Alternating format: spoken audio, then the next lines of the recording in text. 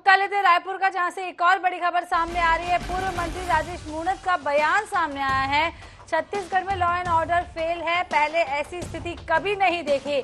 छत्तीसगढ़ में हर प्रकार के अपराध अब कॉमन बात हो गई है। आपको बता दें, बड़ी खबर रायपुर से आ रही है, जहां पूर्व मंत्री राजेश मूणत बड़ा बयान देते हुए आए हैं और उन्होंने कहा है कि छत्तीसगढ़ में अपराध अब कॉमन बात हो चुकी है। लॉ और ऑर्डर यहां पर पूरी तरीके से फेल नजर आ रहा है। पूर्व मंत्री राजेश मूणत का यहां पर बड़ा बयान सामने आया है। बिगड़ती कानून व्यवस्था आए दिन समाचार पत्रों में सुर्खियां बटोर रही है। कहीं पर कट्टा चलता है, कहीं चाकू चलता है, छुरियां चलती है, तो कॉमन बात हो गई है। साधु संतों के ऊपर भी हमले होते हैं, ये भी कॉमन बात हो गई है। गांजा चरस अफीम छत्तीसगढ़ में पकड़ाती, बड़ी खेप पकड़ाती है, वह भी कॉमन बात हो गई है। आपको बता दें, यहाँ पर पूर्व मंत्री राजेश मूणत बड़ा बयान देते हुए नजर आए हैं और उन्होंने कहा है कि छत्तीसगढ़ में लॉ एंड ऑर्डर अब फेल हो चुका है। यहाँ पर अपराध होना मामूली सी बात हो गई है। पूर्व मंत्री राजेश मूणत यहाँ पर बड़ा बयान देते हुए नजर आए हैं। उन्होंने कहा है कि छत्तीसगढ़ में लॉ एंड ऑर्डर पूरी तरीके से फेल नजर आ रहा है।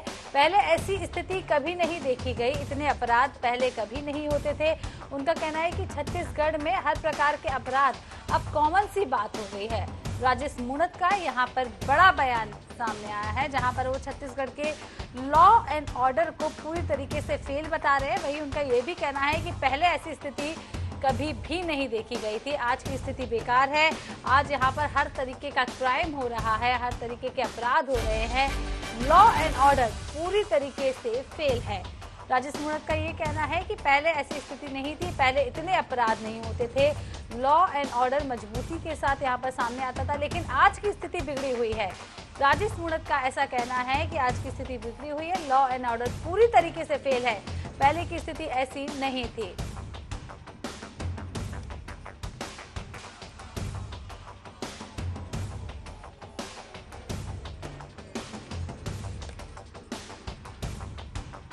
इस पर हमारे साथ जुड़ रहे हैं कांग्रेस प्रवक्ता धनंजय सिंह ठाकुर जी। धनंजय, आपका बहुत स्वागत है। आपसे जानना चाहेंगे, यहाँ पर पूर्व मंत्री राजेश मूणत का बड़ा बयान सामने आया है और उन्होंने कहा है कि छत्तीसगढ़ में लॉ एंड ऑर्डर पूरी तरीके से फेल हो चुका है। पहले ऐसी स्थिति कभी भी नहीं देखी गई।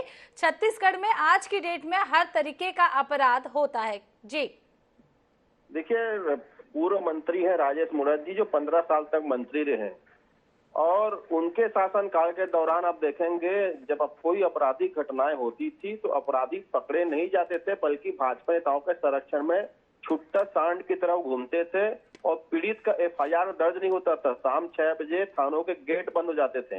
वो ठीक कह रहे हैं, उस दौरान परिस्थितियां अलग थी। आज अगर कहीं आपराधिक घटनाएं हो रही है, अपराधी पकड़े जा रहे हैं, पीड़ित को न्याय मिल रहा है और कानून लोगों को जो न्याय दिलाने की भूमिका में है, उसमें भारत सरकार ने छत्तीसगढ़ पुलिस को पुरस्कृत किया है। और अगर राजेश मूणत जी कानून व्यवस्था पर सवाल उठा रहे हैं या कम ज्यादा की बात करें, तो 15 साल के रमन शासनकाल के दौरान के आपराधिक घटनाओं को आंकड़े को लेकर बैठे और आज की जो घटनाएं, जो भी केंद्रीय गृह मंत्रालय ने जारी किया एनसीआरबी की रिपोर्ट जिसको बोलते हैं, राजेश मूणत जी को पढ़ लेना चाहिए। उन दोनों घटनाओं के जो रिपोर्ट्स हैं उसको पढ़ना चाहिए और उसके बाद बयान देना चाहिए। एक राजनीतिक हताशा के दौर से भाजपा के नेता गुजर रहे हैं। स्वाभाविक सी बात है, कुछ घटनाएं हुई से हम इनकार नहीं कर रहे हैं, लेकिन कानून जनता के साथ खड़ा हुआ है। अपराधी को सलाखों के पीछे भेजा जा रहा है। डॉक्टर रमन सिंह जी तो मुख्यमंत्री थे, राजेश मूणत जी जवाब देना। जब उसके ओएसडी ओपी गुप्ता पर एक नाबालिग का रेप का आरोप लगा तो 4 साल उस पीड़िता का एफआईआर दर्ज हुआ था। इसका जवाब देते राजेश मूणत जी। क्या उस दौरान राजेश मूणत जी को पता नहीं था किस प्रकार घटनाएं हुई थी? क्या रमन सिंह को पता नहीं था? निश्चित तौर पर ये कानून जो है मजबूती के साथ काम कर रहा है। आपराधिक घटनाओं में कमी आई है। राजेश मूणत जी 15 साल कार्यकाल के आंकड़े उठाकर देख ले। जी, यहाँ पर हमारे साथ बीजेपी प्रवक्ता संजय श्रीवास्तव जी भी जुड़ चुके हैं। संजय जी, बहुत बहुत स्वागत है आपका।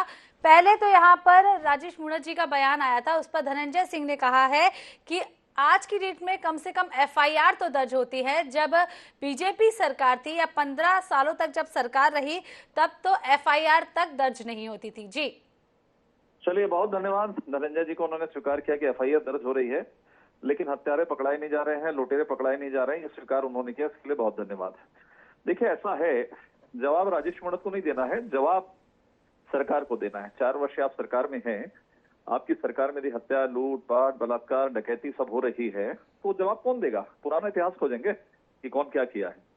तो मुझे लगता है आज जवाब देने की आवश्यकता है। चाहे मैं कुमारी की बात करूं, चाहे मैं कांग्रेस का युवक कांग्रेस के नेता ने जो बलात्कार किया है मनिंदर चेरीमणि में, आपने क्या एक्शन लिया? आपने पार्टी से बर्खास्त किया उसको? वो एफआईआर हो गई, उसके अंदर है, वो जेल में पकड़ा गया है। लेकिन ये स्थिति है यहाँ, तो ये स्थिति हो गई है, बिल्कुल सही आरोप है। खुला तंत्र, खुला संरक्षण, पकड़ाएंगे क्या? संरक्षण ही जब सरकार का है तो पकड़ाएंगे कैसे?